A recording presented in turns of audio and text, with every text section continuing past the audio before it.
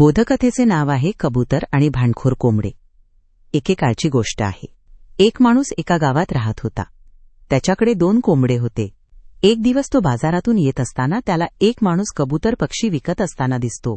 त्याने विचार केला, माझ्या मुलांना हा पक्षी खूप आवडेल आणि त्यांना छान वाटेल. त्याने तो कबूतर पक्षी खरेदी केला आणि आपल्या घरी घेऊन आला. त्याने कबूतर पक्षाला कोंबड्यांबरोबर ठेवण्याचा निर्णय घेतला.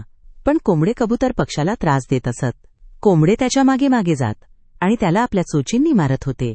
एकदा कबूतर पक्षाने विचार केला की हे मला का त्रास देतात? मी यांच्यासाठी नवीन आणि अनोळखी आहे असे समजून हे माझ्याशी वाईट वागतात.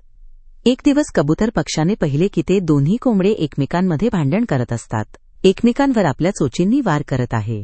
तेव्हा तो स्वतःशीच म्हटला की मला यांच्या वागण्याचे दुःख वाटून घेता कामा नये. मला यांच्या वागण्याची तक्रार पण करायला नको. हे मला चोचीने मारत आहेत. मी हे पाहू शकतो की हे एकमेकांमध्ये देखील लढाई करू शकतात. हा तर त्यांचा स्वभावच आहे. आपण इच्छा असूनही कोणाचाही स्वभाव बदलू शकत नाही.